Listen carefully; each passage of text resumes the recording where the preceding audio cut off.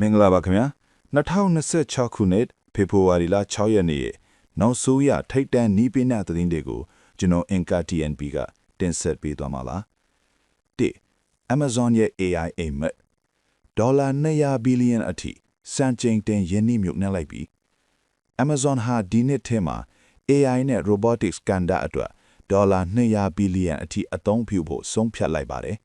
ဒါဟာကုမ္ပဏီသမိုင်းတစ်လျှောက်အကြီးမားဆုံးအရင်းနှီးမြှုပ်နှံမှုလူတောင်ဆိုရမှာပါ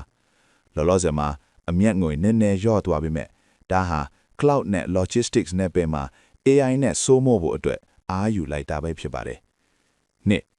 AI ကြောင့် Google Share ဈေးတွေတုံ့လုံသွားပြီးယင်းနှီးမြှုပ်နှံသူတွေစိုးရိမ်နေကြတာကတော့ Google ရဲ့အလွန်အကျွမ်းသုံးစွဲမှုတွေပဲဖြစ်ပါတယ်ဒီနှစ်မှာဒေါ်လာ385ဘီလီယံလောက်အထိ AI တဲ့ပုံအောသွားနိုင်တာကြောင့်AI bubble ထွက်လာမလားဆိုတဲ့စိုးရိမ်မှုနဲ့အတူ Alphabet share ဈေးတွေလည်းတိတိတသာထိုးကျသွားပါတယ်။3 Cyber လုံခြုံရေးအတွက် CISA ရဲ့အရေးပေါ်တတိပေးချက် American အစိုးရ agency တွေရဲ့ edge device တွေဟာ hacker တွေရဲ့ပစ်မှတ်ဖြစ်လာနေပါတယ်။ဒါကြောင့် CISA ကအရေးပေါ်ညွှန်ကြားချက်တစ်ခုထုတ်ပြန်လိုက်ပြီး Cyber လုံခြုံရေးကိုအမြန်ဆုံးမြင့်တင်လို့တတိပြီးခေါင်းလောင်းထိုးလိုက်ပါတယ်။4 Nvidia ကိုစိန်ချမ်းလာတဲ့ Unicorn Positron AI Nvidia ရဲ့ဈေးကွက်ကိုရှင်းပြဖို့ Positron AI ကဒေါ်လာ230တန်ထပ်မံရရှိခဲ့ပါတယ်။သူတို့ရဲ့ထူးခြားချက်ကစွမ်းအင်ချွေတာတဲ့ chip တွေဖြစ်တာကြောင့် hardware လောကမှာအပြောင်းလဲကြီးတစ်ခုဖြစ်လာမလားဆိုတာစောင့်ကြည့်ရတော့မှာပါ။ငါ AI ကဏ္ဍမှာဒေါ်လာဘီလီယံချီတဲ့ယင်းနှီးမြှုပ်နှံမှုတွေစီးဝင်နေစေ chip ထုတ်လုပ်သူ Cerebras ဟာ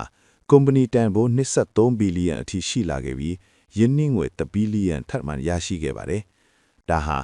Nvidia အပေါ်မိကိုနေရတာကိုရှော့ချခြင်းနဲ့ဈေးကွက်လေလိုအပ်ချက်ကိုဖော်ပြနေတာလည်းဖြစ်ပါတယ်။6တဘာဝပတ်ဝန်းကျင်အတွက်သတင်းကောင်း plastic ကို100ရာခိုင်နှုန်းပြန်သုံးနိုင်တော့မယ်။နီးပညာပစ္စည်းတွေမှာသုံးတဲ့ PMMA plastic တွေကိုအရေးအသွေးမချပဲပြန်လဲအသုံးပြုနိုင်မယ့်နီးပညာကိုSumitomo ကစီးပွားဖြစ်စော့တင်လိုက်ပါတယ်။ဒါဟာ Green Tech အတွက်တော့တကယ့်ကိုထူးခြားတဲ့ခြေလှမ်းပါပဲ။ခုနှစ်ဥရောပရဲ့ Clean Tech တိုက်ပွဲဂျာမနီကိုယူရို3ဘီလီယံထောက်ပံ့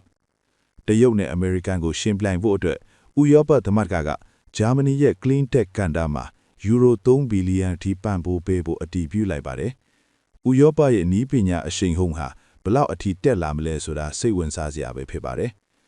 ဒီသတင်းတွေထဲမှာဘယ်သတင်းကိုစိတ်အဝင်စားဆုံးဖြစ်မလဲဆိုတာ comment မှာဆွေးနွေးသွားနိုင်ပါတယ်။ဒီလိုနီးပညာသတင်းလေးတွေသိရအောင် Technopet MM ကို follow လုပ်ထားဖို့လည်းမမေ့နဲ့ဦးနော်။အားလုံးကိုကျေးဇူးတင်ပါတယ်။ကောင်းမွန်တဲ့နေ့လေးဖြစ်ပါစေခင်ဗျာ။